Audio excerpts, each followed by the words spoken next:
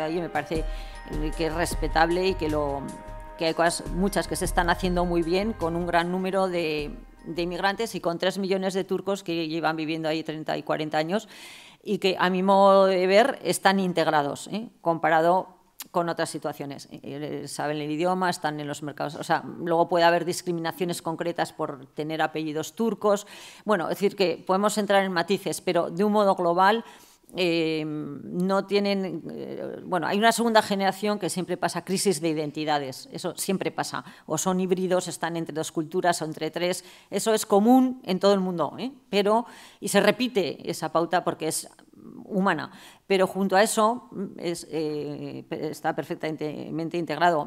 Alemania también recibió 300.000 bosnios después de la guerra de la Yugoslavia, que son musulmanes y ahí se los ha quedado, o sea, no han vuelto a su país porque era imposible.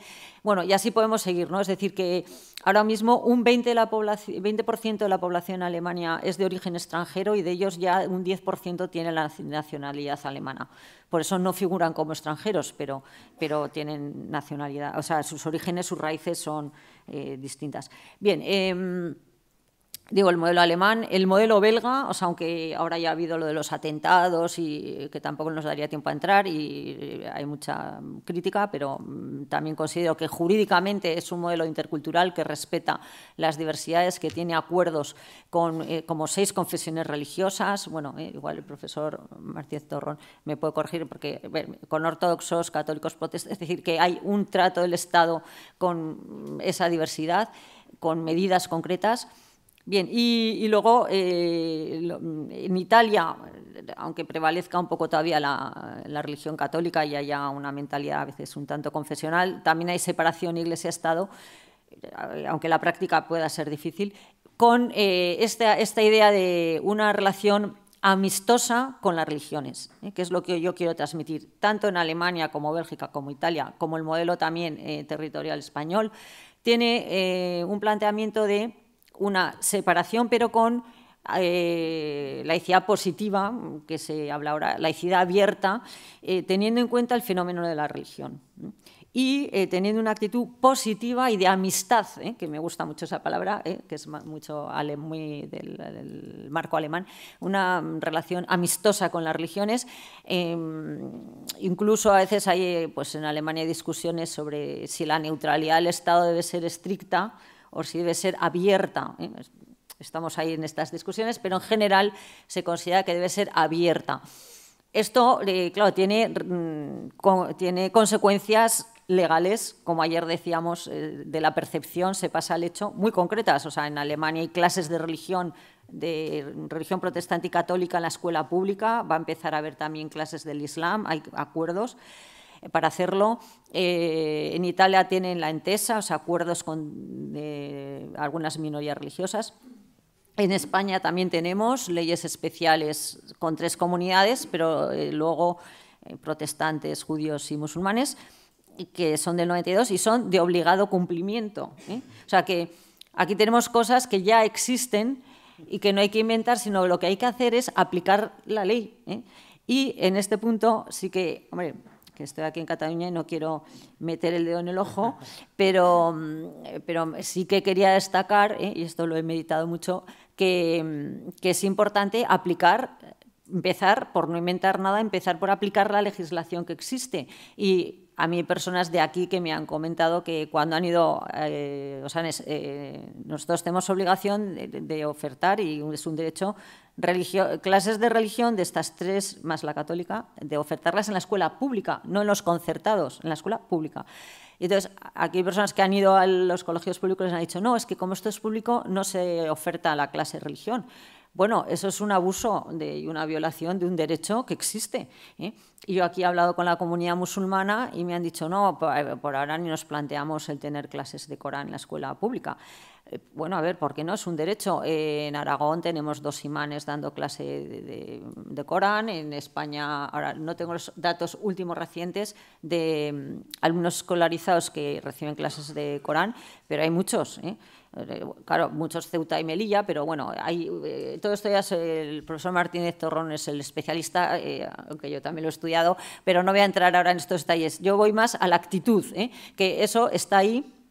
Es un modelo intercultural de integración y luego también los protestantes que, por ejemplo, aquí están más organizados, pero también yo en algunas reuniones que he estado, pues protestan, como buenos protestantes protestan, de que tampoco su derecho a la enseñanza de religión en la escuela pública es respetado. Bueno, ahora no voy a entrar en todo esto, pero en cualquier caso, digamos que ya tenemos algo que debemos cumplir y que no depende de las opiniones personales del director de turno de ese centro escolar, del consejo de padres, no, es que está establecido en la ley. O sea, en ese sentido, nuestro modelo también es un modelo intercultural. Aunque la Constitución o los estatutos de autonomía no usen la palabra interculturalidad, porque en ese momento, en el 78, no se pensaba en esas cosas. Y, sin embargo, por ejemplo, el plan de integración de inmigrantes sí la utiliza, y en nuestro caso, y también utiliza el tema de acomodos razonables, ¿no?, que ahora voy a comentar. Bien, entonces, claro, todo esto es un marco jurídico que tenemos que estudiarlo y aplicarlo. O sea, que ya no es solo describo qué fenómenos hay, que bien, eso le compete a la sociología y tampoco hace juicios de valor. Bien, el derecho hace juicios de valor porque para legislar previamente tengo que hacer un juicio de valor de qué es lo que quiero en esta sociedad y luego legislo. Entonces, tenemos que hacer juicios de valor conforme a un marco jurídico, pero el derecho y la ética aquí van unidos, ¿no? Bien, entonces, en este sentido, yo creo que en este momento asistimos a una sociedad de contrastes, aquí en el suelo, tanto alrededor nuestro como otros países cercanos, ¿no? O sea que, por un lado, queremos integrar, y lo debemos hacer, dar visibilidad o respetar las libertades, por ejemplo, religiosas, etcétera. Y luego, por otro lado, vivimos que crece un ambiente de xenofobia.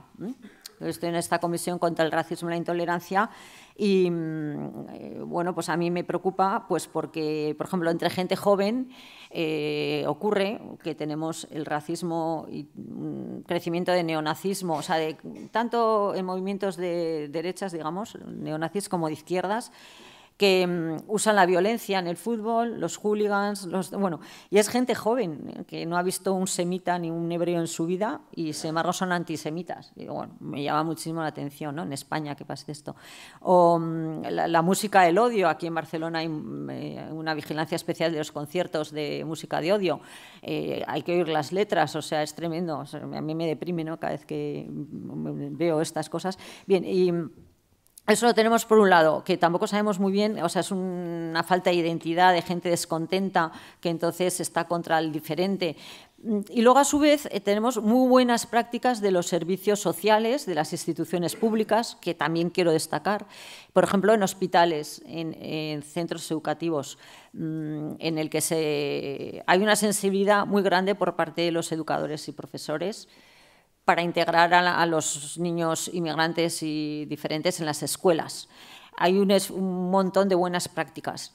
Se están haciendo guías para la diversidad, para acomodar en estos ámbitos de servicios públicos a personas con diversidad religiosa y racial. O sea, tenemos estos contrastes, ¿no? Pero bueno, están ahí. Y esa es un poco la realidad, ¿no? Claro, tenemos que educar también a la gente joven en este modelo de integración y de respeto y de interculturalidad. Bien, visto desde ese contexto, claro, ¿qué es lo deseable, ¿no? Pues desde el modelo que yo he señalado de interculturalidad y de una laicidad abierta, a la diversidad religiosa. Claro, eso implica que la religión se pueda visibilizar y las identidades culturales y religiosas, muchas veces hay cosas que están muy unidas, en el espacio público.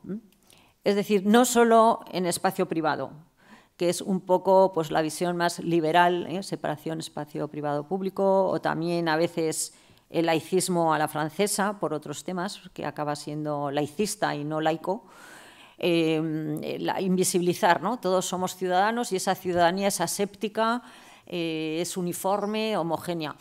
Bueno, pues la interculturalidad no defiende eso. ¿Por qué? Pues con unas bases en la antropología, claro que hay que estudiarlas, se mantiene que la identidad de la persona no se puede escindir. Como ciudadano soy, ante todo, ¿no? Français avant tout, pero luego mi vida, otras cosas, mis raíces, mis padres, tal, eso yo lo dejo en mi casa. Pues claro, desde la antropología cultural, desde la antropología filosófica, en muchas tesis mantenidos por autores como puede ser Charles Taylor, que ayer se citó, Bill Kymlicka, o sea, el mundo canadiense, pero también en Europa, muchos autores alemanes, franceses, como también el propio Habermas, se mantiene que esa identidad cultural y religiosa forma parte de la persona y para que haya una ciudadanía inclusiva, yo no puedo prescindir ni del color de mi piel ni de quiénes son mis padres, que además no los he elegido. Entonces luego encima me discriminan por mi color o por mis apellidos, que pasa muchísimo. Claro, y mis apellidos no me los puedo arrancar, ni me puedo estatuar dónde he nacido o de qué generación soy. Entonces, bueno, soy discriminado por eso y, por otro lado, no puedo invisibilizar eso. Entonces, ni quiero invisibilizarlo. Pues cada uno estará orgulloso de sus identidades híbridas, mixtas, pero bueno, las quiero mostrar como parte de mi ser, como parte de mi ciudadanía. Claro, eso requiere esta visión de un modelo de ciudadanía inclusivo en el que se puede aceptar al ciudadano, ya además ciudadano nacional, y también al inmigrante, pero vamos, muchas veces tienen la nacionalidad, con esas diferencias y esa diversidad. Claro, esto requiere por parte de todos, de nosotros, nuestras identidades tienen que respetar el marco fundamental, el marco constitucional. Por tanto, por supuesto que hay cosas que no van a ser toleradas porque son contrarias a derecho. Bien, pero en todo lo que es costumbres que no son contrarias a derecho, vestimenta, modos de vestir, o sea, vestimenta, alimentación, horarios, festividades, puedo respetar esa diversidad. Bien, aquí tenemos que, como siempre va a haber una cultura mayoritaria, y es normal que la haya, habrá unos calendarios festivos que son de la cultura mayoritaria. No quiere decir ahora que cambiemos al calendario de la luna o a los calendarios como hicieron la Revolución Francesa. Seguiremos con nuestros domingos y además hay que respetar la cultura mayoritaria, porque es necesario que haya una cohesión social y un marco de muchísimas cosas, y es imposible también hacer una cultura aséptica, un Estado de hecho aséptico, es que eso es imposible, es que va contra la propia antropología, ¿no? Bien, entonces lo importante ahí es tener claro que eso forma parte de esa cultura mayoritaria. El otro día se comentaba que de repente hay cosas que no hemos visibilizado porque no teníamos contrastes. Ahora los tenemos y se visibiliza que esto es propio nuestro, pero el de enfrente no vive la sardana o no vive… Bueno, no pasa nada, es que es normal, o tiene otra religión. Pues simplemente hay que aceptarlo.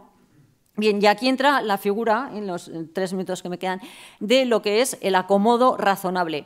El acomodo razonable y el ajuste razonable son unas figuras, unos conceptos también jurídicos que existen ya, pero no solo, o sea, que tienen mucho arraigo en Estados Unidos y en Canadá, pero que también existen en Europa. O sea, no es una cosa importada de fuera.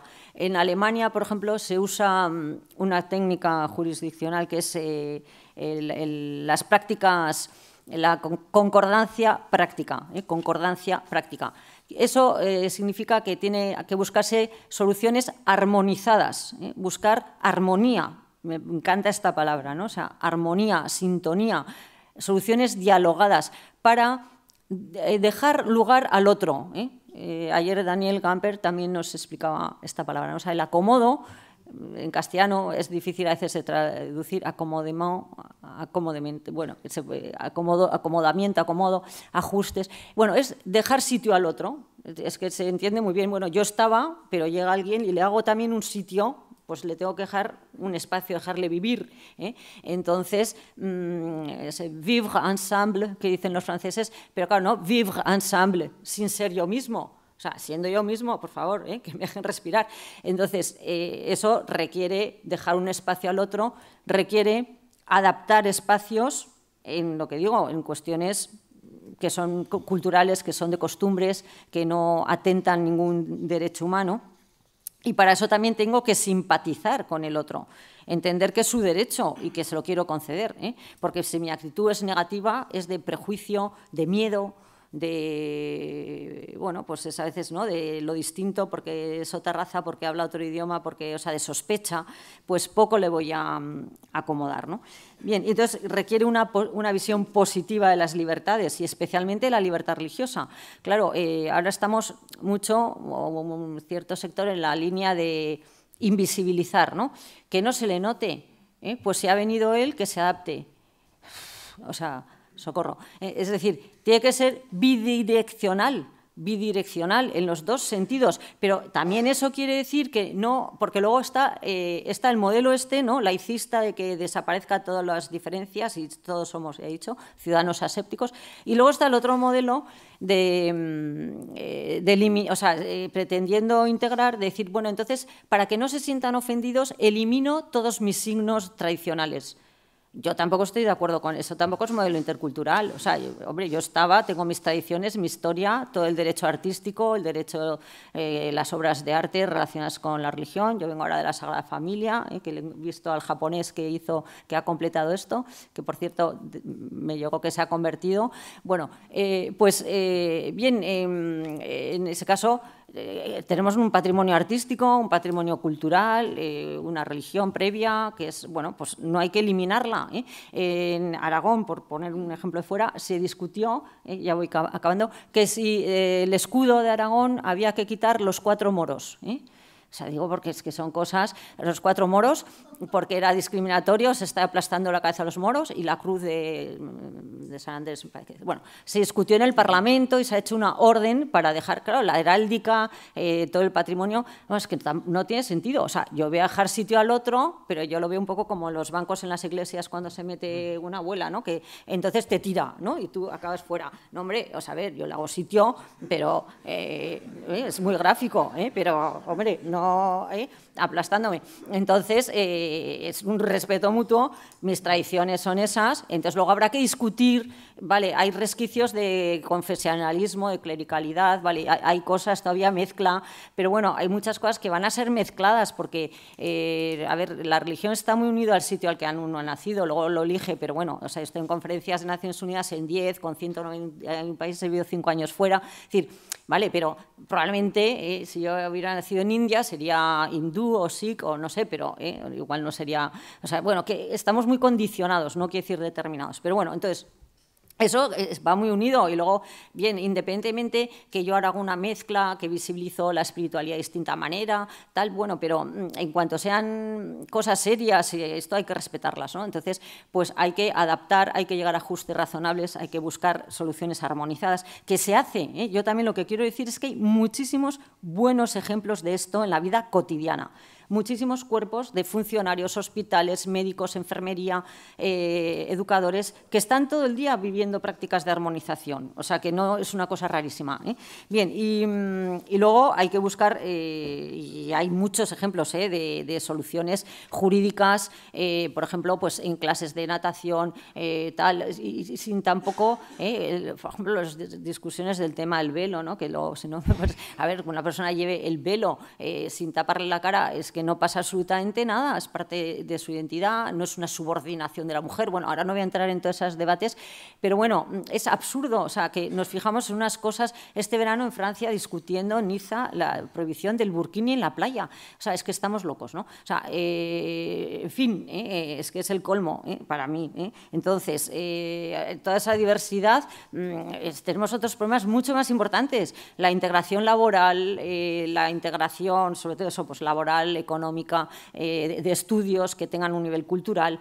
Todo eso es lo importante. Yo luego que vaya a clase como le dé la gana, en chancletas, vamos, que vaya, o que acceda al mercado laboral. Si empezamos ya a discriminar por cómo va vestido en el mercado laboral, ¿cómo vamos a integrar? Bien, entonces, todo esto son cuestiones en las que hay que hacer estas acomodos razonables, que tenemos muchísima jurisprudencia. Hay muchísimos ejemplos en Europa, porque llevamos 40 años de inmigración, o sea, no hay nada nuevo bajo el sol.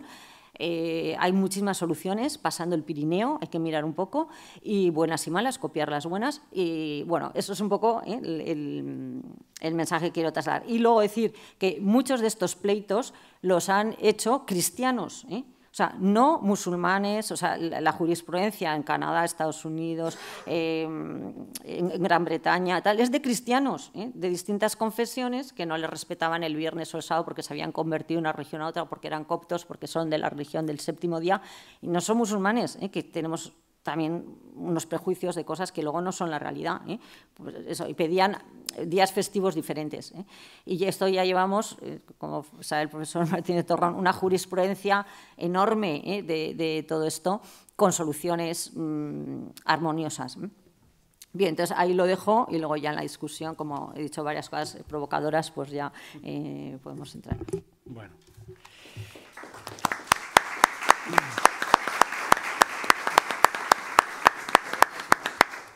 Muy bien, muchas gracias, María Elósegui, por esta sugerente presentación de los diversos modelos en Europa, tomando claramente partido por el modelo intercultural. Bien, nuestro siguiente ponente pues no va a ser menos brillante, como vino también por el espectacular currículum.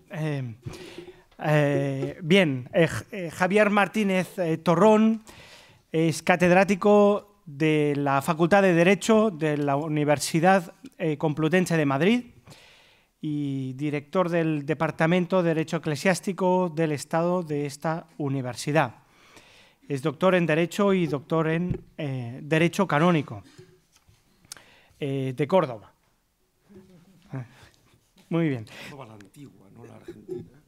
Sí, exacto, Córdoba. Bien. Durante 12 años ha sido vocal de la Comisión Asesora de la Libertad Religiosa del Ministerio de Justicia. Y durante 8 años, miembro del Consejo Asesor en materia de libertad de religión y de creencia del Office for Democratic Institutions and Human Rights de la OSCE.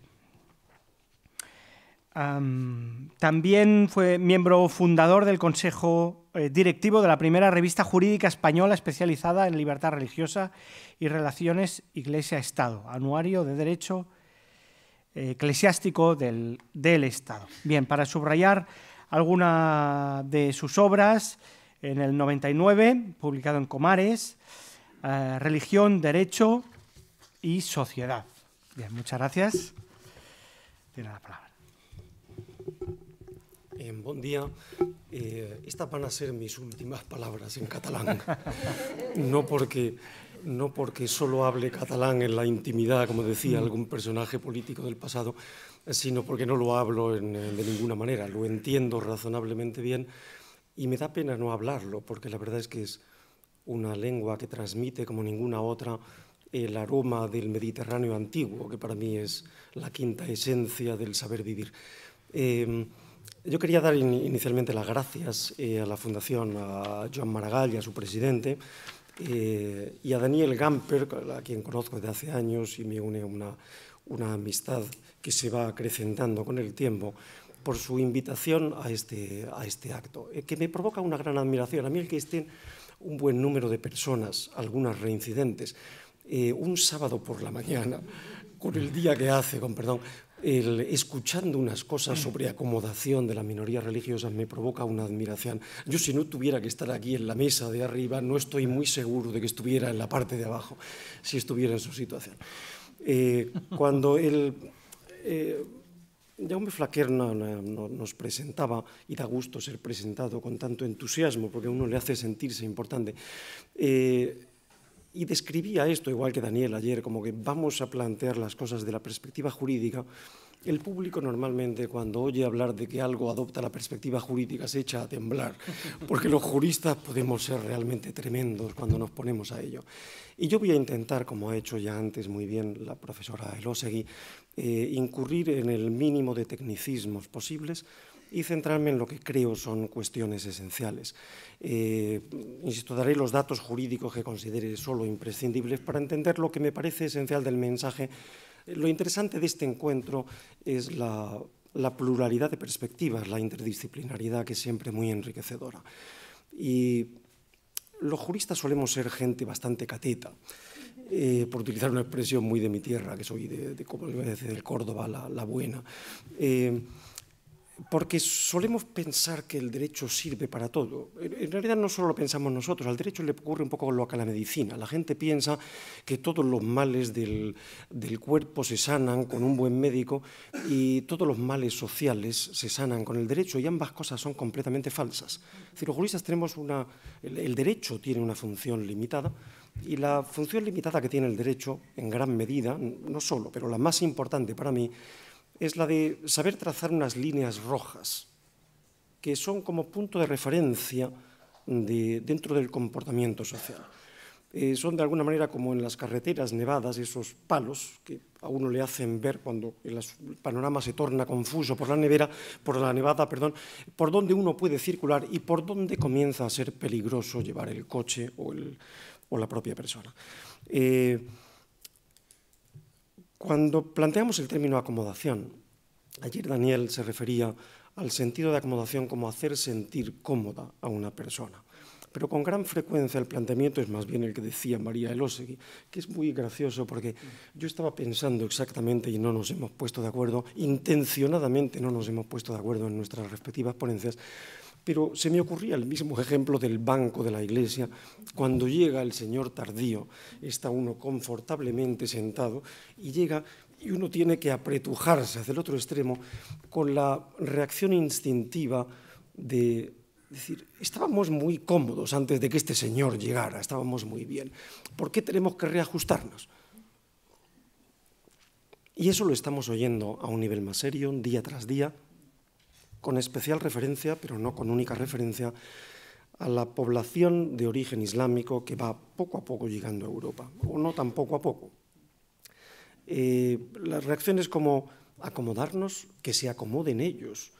Hay unas reacciones típicas que uno lee en la prensa, que uno escucha en la cafetería, en el autobús, que se ajusten a nuestras costumbres y a nuestra cultura, como nosotros nos ajustamos a la suya cuando vamos a sus países, y uno no puede menos de pensar, oye, ¿cuáles son nuestras costumbres? Porque realmente mis costumbres con el problema, si nos ponemos a comparar costumbres en esta sala, probablemente encontraríamos una disparidad muy notable de costumbres, de cultura y de muchas otras cosas.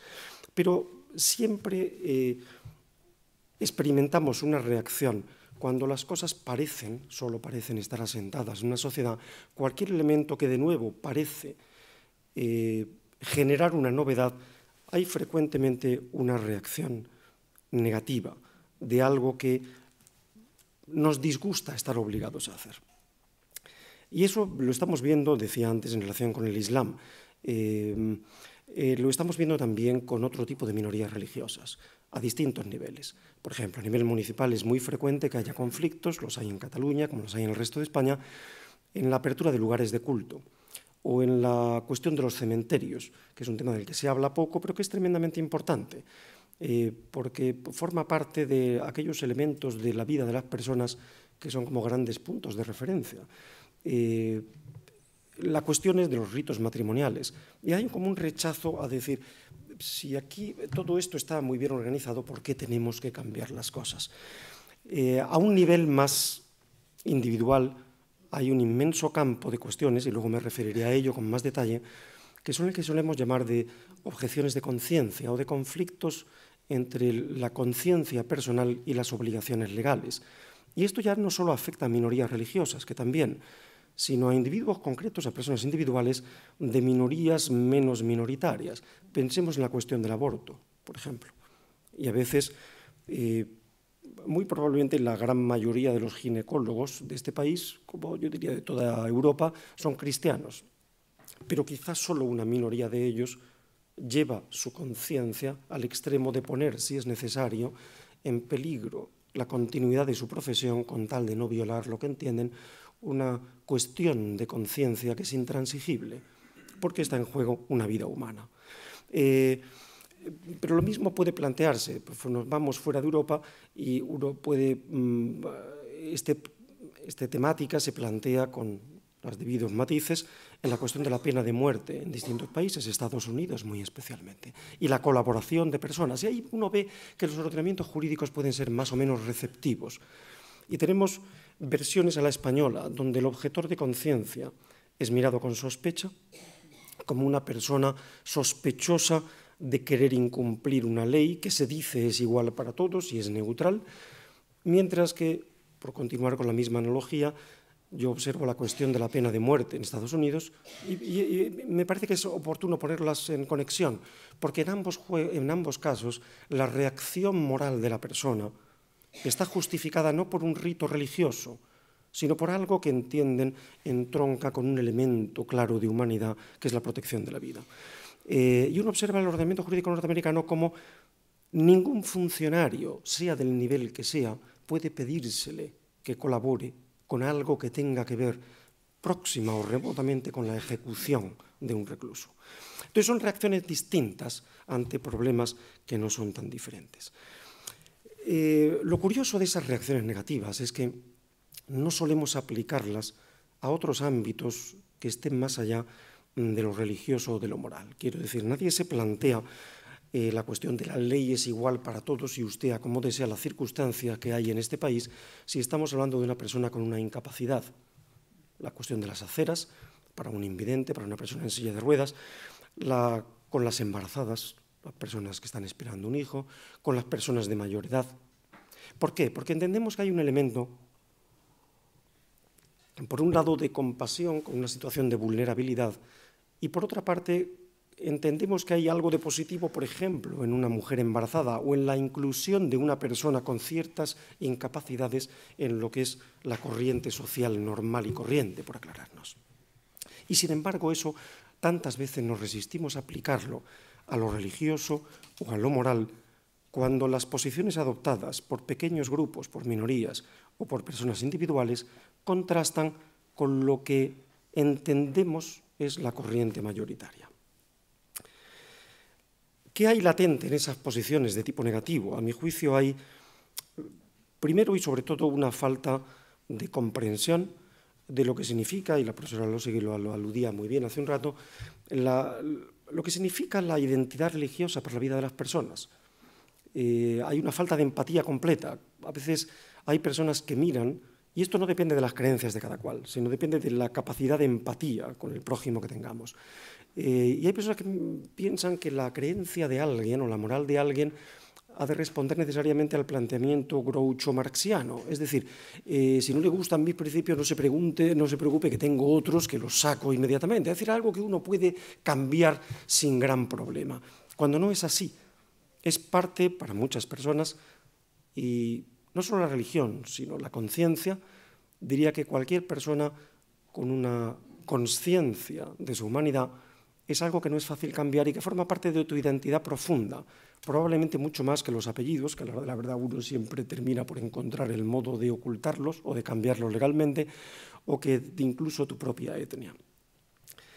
Y hay también en ese mismo contexto, y por las mismas razones, una falta de entendimiento de que la libertad religiosa, volviendo a la analogía con las incapacidades o con las embarazadas, de que la protección de la libertad religiosa y de la libertad de conciencia es un bien social. Y ahí voy a un tema que cada vez le doy más vueltas en el pasado próximo, y es los juristas a veces somos tan tontainas que terminamos por pensar, y eso va contaminando al resto de la sociedad, que hay determinadas cosas que son buenas porque lo dice la Constitución o porque lo dice la ley, cuando es exactamente al contrario. Es decir, la Constitución recoge determinadas cosas porque nuestra sociedad entiende que son positivas, que son buenas. Es decir, no matar a un tipo no es malo porque lo diga la ley o la Constitución. Lo dice la Constitución y la ley porque entendemos que aquello es malo. Cuando la Constitución reconoce la libertad de conciencia, no es que la libertad de conciencia pase a ser buena por su reconocimiento constitucional o a nivel internacional los documentos de protección de derechos humanos. Es exactamente al contrario.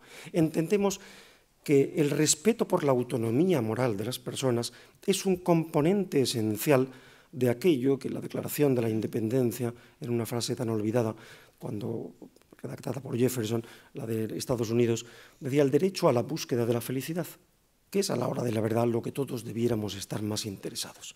Porque en el fondo las grandes libertades se resumen en aquello. Si tengo cierto tipo de libertades que no me ayudan en absoluto a la búsqueda de mi propia felicidad, de poco nos sirven.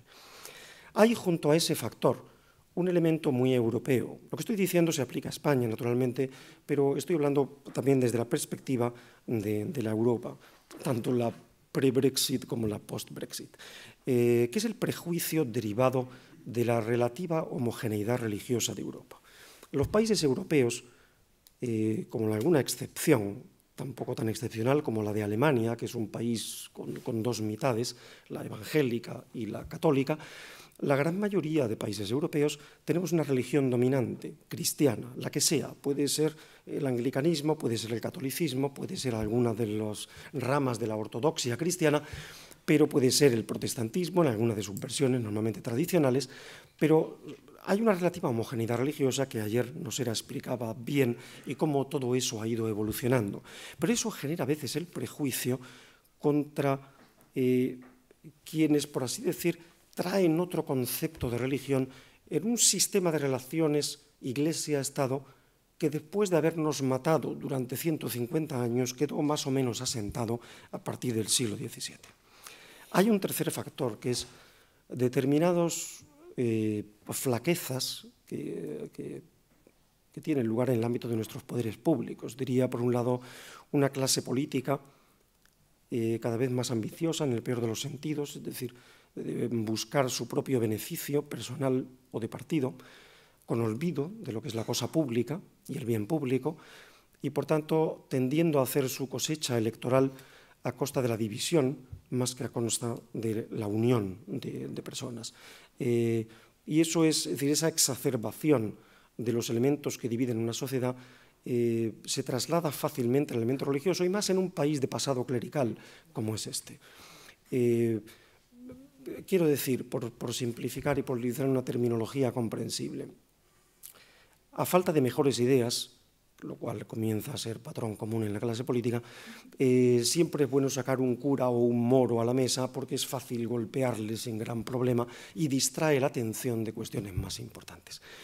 Y luego en el ámbito judicial tenemos un problema que afecta en particular a España por nuestra todavía reciente tradición constitucional, tradición en el sentido serio de permanencia de una Constitución y de un sentido de la democracia, pero que afecta también a otros países de lo que solemos llamar la tradición continental europea. Y es una judicatura que se resiste a aplicar la norma constitucional que protege los derechos fundamentales de las personas, entre otros la libertad de religión y de conciencia, si no tiene una ley que actúe como de intermedio, como lo que se llama la interpositio legislatoris, a pesar de que la norma más importante es la Constitución o en el ámbito europeo el Convenio Europeo de Derechos Humanos, que son normas directamente aplicables. Pero un juez, si no tiene una ley de por medio, porque tiene un rango en la jerarquía normativa muy inferior, se siente incómodo. Es una deformación profesional que llevará tiempo probablemente curar. En el fondo, todos estos factores en lo que se traducen en la práctica es en un cierto castigo del disidente moral, que está mal visto, o si usted no está de acuerdo con lo que decimos que es la moral mayoritaria de esta sociedad, entonces sí, vamos a ver si nos acomodamos o no, pero de momento, como dicen los americanos, you don't belong here, usted no pertenece aquí del todo. Es decir, sí, le dejamos que esté, pero no tanto. El resultado son una serie de problemas, o visto desde una perspectiva más positiva, de desafíos que afectan a las sociedades occidentales contemporáneas, muy en particular la europea, y algunos de esos desafíos tienen un carácter marcadamente jurídico, otros menos. Me voy a referir muy brevemente a algunos de ellos. Uno afecta, y voy a pasar de puntillas porque sería un tema que me llevaría a explicar determinadas cuestiones técnicas que no tenemos tiempo para hacer, salvo que alguien lo requiera más tarde, que es un problema muy español, que es la desigual cooperación del Estado con las minorías religiosas. España tiene un sistema que no es separatista, es un sistema de autonomía mutua de religión y Estado, pero es un sistema que por dictado constitucional, el artículo 16, obliga al Estado, a los poderes públicos, a cooperar con las creencias que están en la sociedad española. Es decir, con las distintas corrientes religiosas o ideológicas. Es algo que está muy explícito en la Constitución y yo diría que más o menos explícito o implícito en la virtual totalidad de las constituciones europeas, con excepción de la francesa, que aunque no lo tenga, coopera con la religión y a veces más que la española, que lo dice formalmente.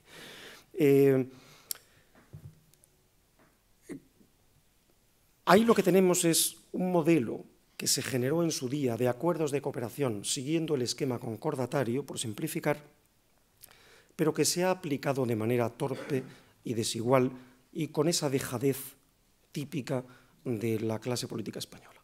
Es decir, arreglamos el problema al 98% y ya son las 5 de la tarde, el 2% vuelvo mañana, mañana nunca llega. ¿Qué tenemos? Un sistema que funciona razonablemente bien para la inmensa mayoría de las religiones que operan en el país, pero que deja fuera de concurso a otros grupos minoritarios que están en condiciones equiparables, pero que nadie se ha ocupado de ellos porque electoralmente nos rinden beneficio político. Y por tanto tenemos ahí un problema en clara violación del principio constitucional de igualdad que nadie quiere resolver.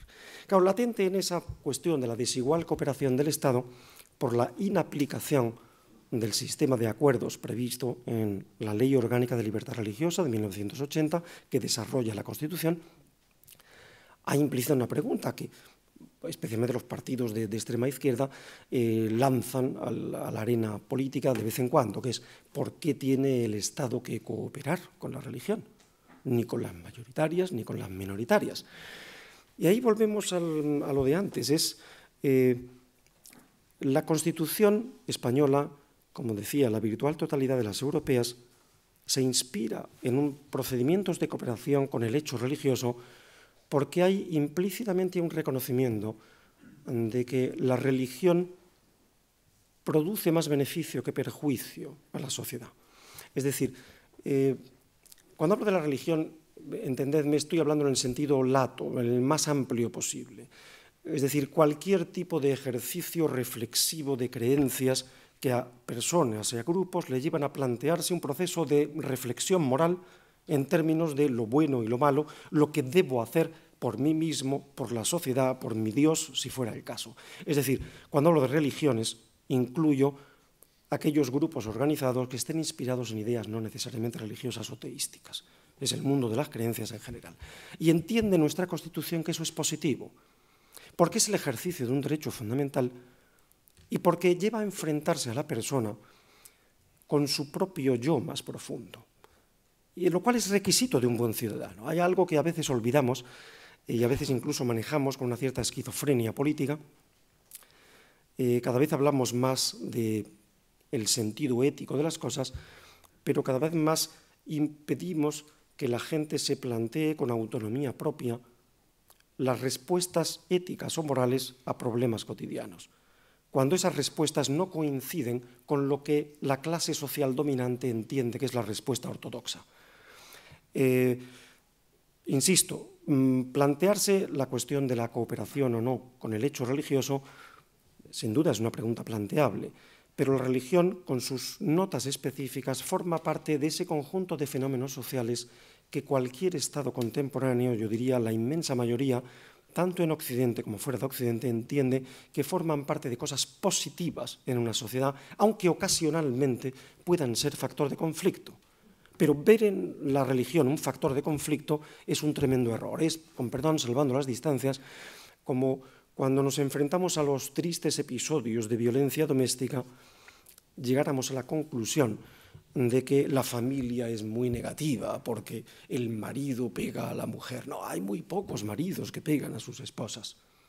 Si transformamos lo noticioso en la regla, estamos deformando la realidad.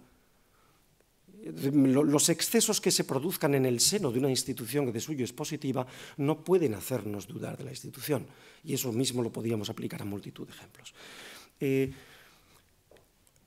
Quizá el principal problema que se plantea ahora mismo en términos de acomodación es la cuestión de en qué medida nuestras sociedades y nuestros sistemas jurídicos deben o no acomodar o ajustarse a los dictados de conciencia de cada persona. Ya hace unos días estaba en Estrasburgo en una interesante reunión, profesores y jueces de Estrasburgo debatiendo una serie de problemas no particularmente claros en la jurisprudencia del Tribunal Europeo de Derechos Humanos en relación con estas cuestiones. Y el problema de los que tratábamos, que más atención reclamaba, era precisamente este.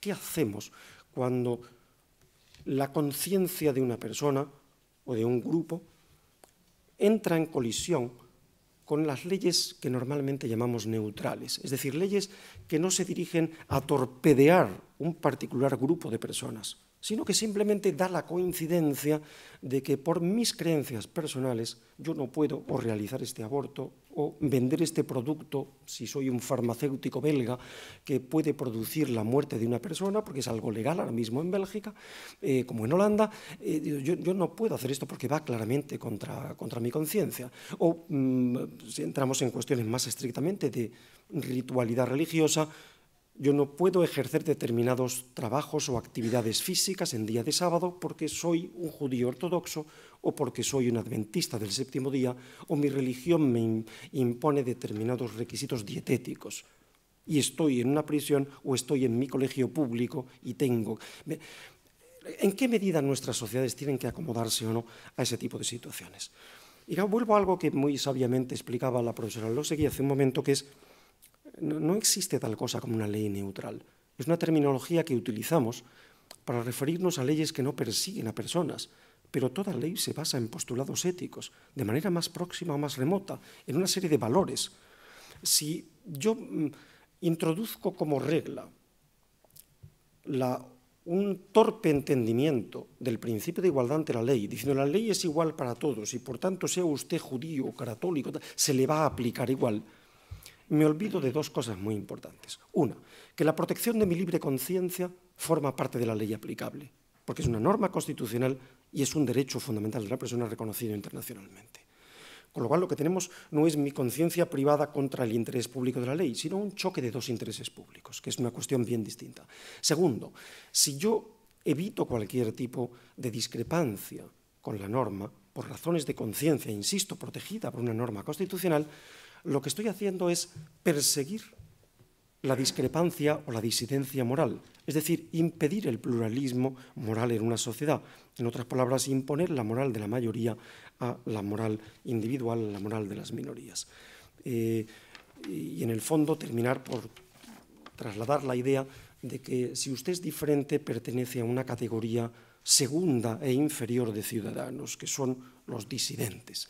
Eso es algo que no aplicaríamos a otros ámbitos de la vida. Hay otros temas, y voy a ir ya casi telegráficamente, una cuestión muy importante y que conecta con algo que decía al inicio de mi intervención. Las cuestiones de acomodación, en el sentido profundo del término, de las minorías religiosas o del disidente moral, que es algo debido, no es una gracia que le hacemos al ciudadano o a la minoría, como le hacemos un favor, como el tipo que se corre en el banco de la iglesia. No, es algo que es debido. Proteger la libertad de conciencia de las personas, es decir, el derecho de la persona a llevar una vida conforme a los mandatos imperativos de tu propia conciencia. Insisto en el tema del mandato imperativo. No es comportarme de acuerdo con lo que mi conciencia me permite hacer, sino aquello que mi conciencia me obliga a hacer o a no hacer. Es decir, cuando no tengo otra alternativa moral razonable o posible. Es entonces cuando se produce la protección de la libertad de conciencia. No magnifiquemos tampoco la cuestión de la libertad de conciencia, porque si no nos llevaría naturalmente a un imposible práctico. Pero decía, esto no se consigue solo a base de instrumentos jurídicos. El derecho tiene su función, que es una función limitada, tiene una función también didáctica en la sociedad, pero hay mucho que hacer en el ámbito de la educación social, a través de currículos escolares, de enseñar el respeto por el pluralismo, por la libertad de las personas, que no necesariamente significa respetar las ideas de las personas o las creencias de las personas. A mí hay creencias de personas que me provocan un disgusto profundo, pero respeto la libertad de las personas de mantener ideas que yo haré todo lo posible por combatir. Son compatibles ambas posibilidades. Hay mucho que hacer en el ámbito del lenguaje público, de los medios de comunicación, de nuevo de la clase política. Una sociedad que se acostumbra al insulto personal como modo habitual de lenguaje, cuando llegamos a la discrepancia, termina por ser una sociedad enferma, que es lo que le está pasando a tantos países europeos, y en España vamos en el liderato de esta cuestión. En algo teníamos que ser líderes. Una tercera cuestión es lo que hace referencia al Islam, que de nuevo lo hemos mencionado de pasada, pero claro, siendo de Córdoba no puedo menos de entrar en la cuestión, el viejo califato. Evitemos simplificaciones. Es decir, del tipo de la reciprocidad. Ellos no respetan en sus países, nosotros. Este no es un argumento aceptable por mil razones. Por mil razones. ¿Qué tiene que ver el pobre señor venido de un país islámico donde efectivamente el sistema de libertades no será normalmente el mejor posible, que quizá ha venido huyendo de ese país para refugiarse en un sistema de libertades y que de pronto se encuentra con que le dan bofetadas por ambos sitios, en su país y en el de adopción? Cuando yo oía una entrevista con Magui Le Pen hace unos días, donde vamos a prohibir todo tipo de símbolos religiosos, donde naturalmente incluiremos los judíos y los cristianos, no porque causen problema, pero claro, como tenemos que perseguir el extremismo religioso islámico y el principio de igualdad, empezaremos a repartir cañonazos por donde haga falta. Digo, es difícil decir tanta tontería jurídica en tan pocas palabras. Es un despropósito completo, es una confusión tremenda, es asignar directamente la etiqueta de extremista a una persona que lleva, quizá, estoy pensando en el caso del velo en sus distintas modalidades, que lleva libremente, porque si no es libre la cuestión es distinta, pero si lo lleva libremente el velo islámico en cualquiera de sus modalidades, lo es normalmente por una razón de modestia. No tiene nada que ver con una cuestión de extremismo. Es una cuestión de conciencia personal que es muy respetable. Me gustará más o menos, pero termino en segundo. Y un último aspecto que es evitar lo que podríamos llamar la acomodación equivocada. Lo que también María lo seguí de manera muy expresiva. Se refería a la pobre anciana, o no tan pobre, que llega para que le dejen una esquina en el banco, pero termina por empujando al resto del banco hacia afuera. Es decir, una cosa es aceptar a la persona que mantiene una creencia o una moral distinta de la mayoritaria, entendiendo que ser diferente no es un estigma, ni te hace un ciudadano de segunda clase, y otra cuestión es que el resto de la sociedad mayoritaria tenga que ocultar su propia creencia para que la otra persona, por alguna razón, no se sienta diferente. Es decir, el problema es educar a la sociedad no para ocultar nuestras diferencias, que a la hora de la verdad será imposible, y lo que generará es más problema social que otra cosa, sino para que, reconociendo nuestras diferencias, entendamos que no pasa nada por ser diferente. ¿Qué es lo que estamos aplicando a otros ámbitos? Por ejemplo, en el ámbito de la orientación sexual. Pensemos en la cuestión de la homosexualidad. No estamos construyendo sociedades de andróginos donde nadie sepa quién es quién ni qué es cuál, sino sociedades donde decir, sea usted lo que quiera, que esto no le hace inferior. Apliquemos, diría, la misma cuestión religiosa. Leía ayer una noticia sobre un colegio de Elche, donde la dirección envía una carta a los padres de los alumnos para la decoración navideña, diciendo que los alumnos que traigan a partir de tal día para montar la decoración de Navidad del colegio, que traigan cada uno un adorno, pero que por favor no traigan adornos religiosos. Digo, es una cosa, es un contrasentido, es decir, decoremos una celebración religiosa, pero naturalmente sin objetos religiosos. Entonces, insisto, creo que son despropósitos.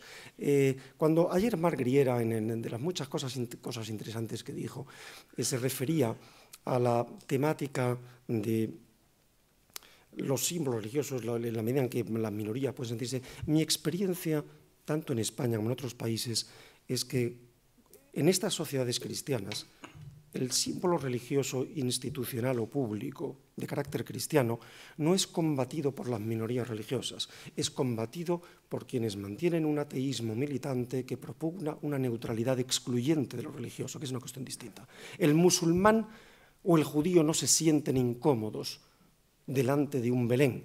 Lo que querrán es decir, hombre, si ustedes ponen además una estrella de David o una media luna, me sentiré más en casa, aunque esta no sea mi fiesta, pero me gustará participar de la fiesta. Hay dos modos de entender, y esto me lleva a mi conclusión, que va en la misma línea, y por eso me permito ser muy breve en esto. Busquemos una neutralidad inclusiva, no una neutralidad excluyente, en la línea que proponía María Elósegui, que coincido con ella en el no a la versión francesa de la neutralidad. Y de nuevo, ayer cuando el profesor Pollack se refería al tema de religión, cultura, la secularidad y sus distintas posibles comprensiones, vamos a ver, yo creo que estamos modestamente cometiendo un error en el abuso del término secular y secularidad. ¿Por qué? Porque el término secular, dentro de los distintos sentidos que Ditlev Pollack explicaba ayer, el clave para mí es el segundo. Es decir, es una sociedad que, podríamos decir, hay un detachment, una separación progresiva de lo religioso. Es decir, un concepto teóricamente civil, pero construido por oposición y por exclusión de lo religioso. Y continuamos abundando en la herida. Lo que pudo tener justificación hace 2 siglos, hoy es confuso. Y ya si le añadimos el término postsecular, resulta todavía más confuso. Por eso yo prefiero, sobre todo porque aquello fue construido en torno, primero, a una experiencia religiosa cristiana y, sobre todo, a 2 poderes en competencia. No era simplemente la cuestión religiosa la que estaba en juego, era una competencia de quién manda en la sociedad, el Estado o las iglesias. El concepto de religión que tenemos ahora mismo en el ámbito cristiano, y no digamos en el ámbito no cristiano, en el panorama sociológico europeo es muy distinto de la Europa de hace 2 o 3 siglos. Continuar hablando de secularidad creo que es un error, de laicidad, con todos mis respetos, porque acabo de dar un libro excelente, creo que también es un error porque induce a la misma confusión y es un término también de origen religioso.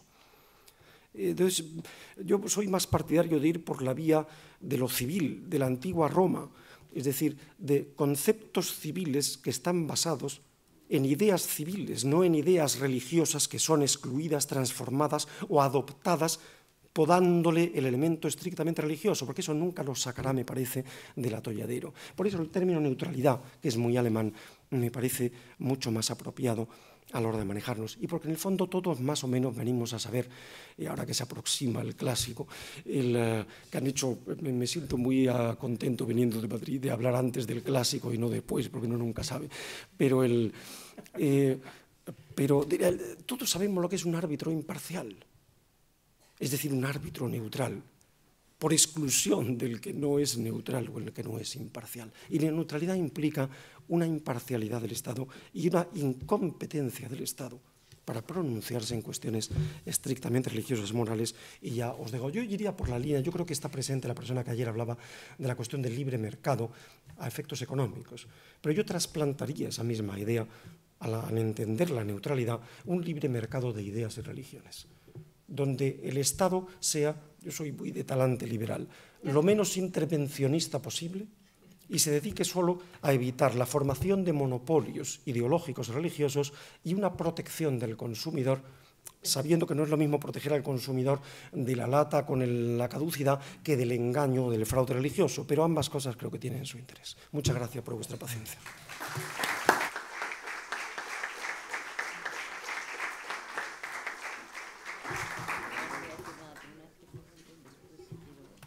Perfecto. Bueno, muchas gracias. Yo creo que las dos ponencias se han complementado muy bien, porque María Elósegui nos presentaba esos tres modelos distintos que existen en el mundo, incluso también en Europa, ¿no?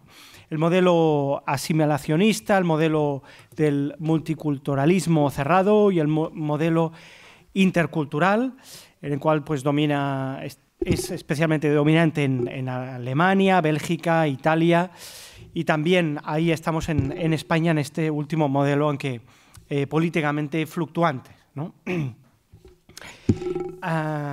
Y precisamente en nuestra segunda intervención de Javier Martínez Torrón, pues hemos entrado dentro de ese modelo intercultural que es el español, dándole el fundamento en la necesidad de la protección de la libertad religiosa o de conciencia, que es algo que es un bien y por eso está presente en la Constitución, y cómo pues se debe trabajar ahí no simplemente de manera jurídica, sino también en la educación social, en currículums, en un trabajar el respeto y también trabajar el lenguaje político y, cómo no, el lenguaje de los medios de comunicación. También nos hablaba de esa desigual cooperación que existe, al menos hasta ahora, del Estado con las diferentes tradiciones religiosas. Y me parecía también interesante el fundamentar ese reconocimiento de la necesaria cooperación del Estado con las diversas tradiciones religiosas en el hecho de la creencia de que la religión globalmente produce más bienes que prejuicios. Y al final pues nos proponía no hablar tanto de secularismo, de laicidad, sino utilizar el término de la neutralidad. Bien, yo para decir algo, en fin, muy brevemente, porque no tenemos tiempo, pero voy a enlazar con el ejemplo del banco de la iglesia.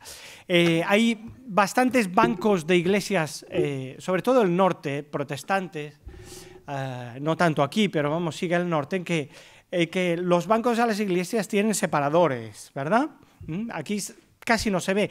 Lo que sí que se ve es en las salas de actos, ¿verdad? Que hay un brazo separador entre un sillón y otro, para evitar, si el otro me quiere echar fuera, pues al menos hay una norma que me está diciendo cuál es mi sitio, ¿no? Bien, lo ideal sería que no fuese necesaria pues esas normas restrictivas que nos recordásemos, sino más bien que fuese la misma educación la que, a cada uno de nosotros nos dijese, pues aquí tenemos tu sitio, pero también le dejo sitio al otro. Esta idea de dejar sitio al otro y de la acomodación me hacía pensar teológicamente en la imagen de la creación que tiene el judaísmo. Precisamente el judaísmo, cuando habla de la creación, habla de el retirarse de Dios para dejar paso a la alteridad. Dios, que ocupa absolutamente todo el espacio, antes de la creación, precisamente porque quiere dejar espacio al otro, Él se retira, de alguna manera se encoge para dejar lugar al otro. Un otro que no ha de estar simplemente separado, sino con el cual ha de tener constante relación, a partir de esos ángeles que suben y bajan por la escalera de Jacob y esos lugares que tiene el judaísmo de santidad en el espacio terrestre, que comunican lo divino y lo humano.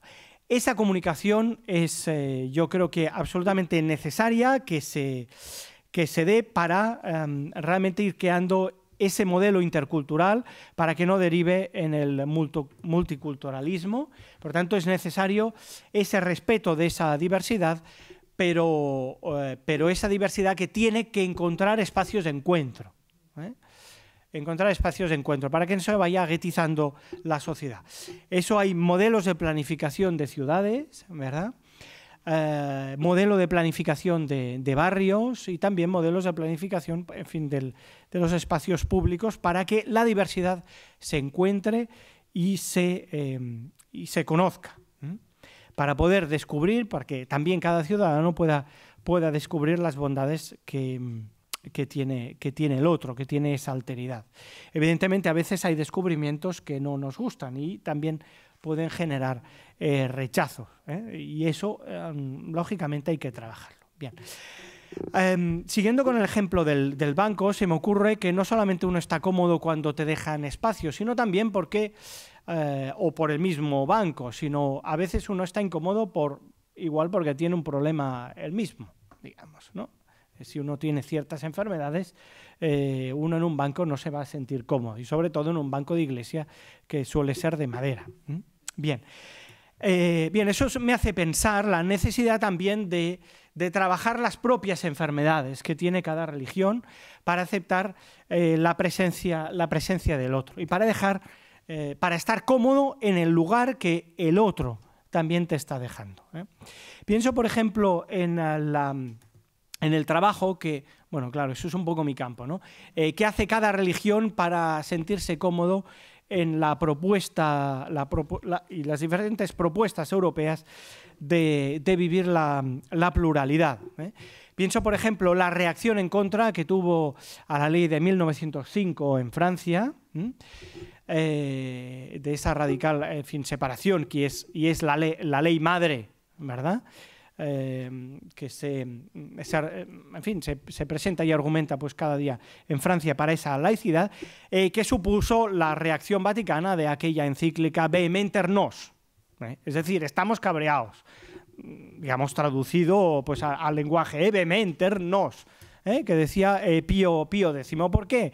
Pues decíamos, mira, estamos, en fin, cabreados. Después dice, con vosotros franceses que habíais competido, de hecho, con los españoles a ver quién era más católico, si los reyes católicos o los reyes très catholiques, ¿verdad? Franceses, pues en cambio ahora nos hacéis esto, vosotros franceses, cuando lo estatal y lo religioso necesariamente han de, en fin, no solamente colaborar, sino los fines. De hecho, como la humanidad tiene un fin no solamente terrestre, sino un fin celeste, ir al paraíso, pues usted, Estado, tiene que colaborar con la Iglesia Católica para que los fieles se vayan al cielo. Por tanto, tiene que ser usted católico precisamente para conseguir que los ciudadanos sean católicos para que puedan ir hacia el cielo. Bien, esa era básicamente era la idea de la encíclica, pero ahí se ha caminado mucho, ¿verdad? ¿Qué diferencia hay entre esa encíclica y las constantes declaraciones de Benedicto XVI sobre la libertad de conciencia y la necesaria libertad religiosa? Espectacular. Evidentemente ahí ha habido el Concilio Vaticano II entre medio, que ha hecho eso posible. Bien. De ahí que todas las religiones, de hecho, tienen que hacer un cierto proceso también para estar cómodas cuando nos dejan espacio. Y pienso concretamente a la tradición islámica, que es la que yo más voy siguiendo.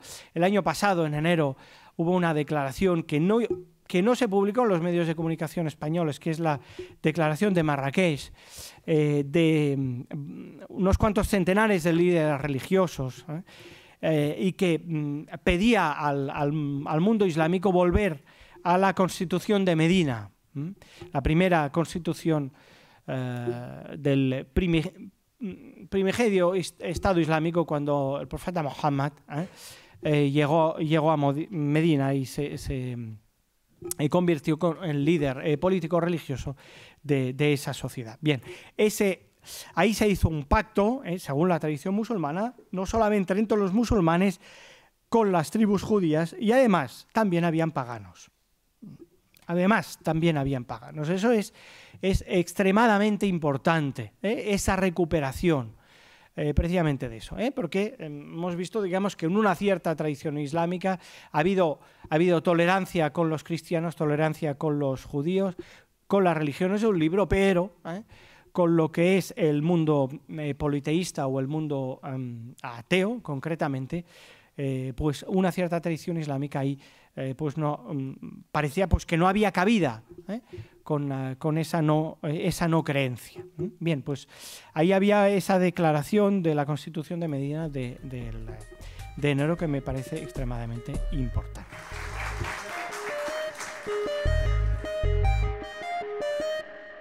Obra social La Caixa, l'ànima de la Caixa.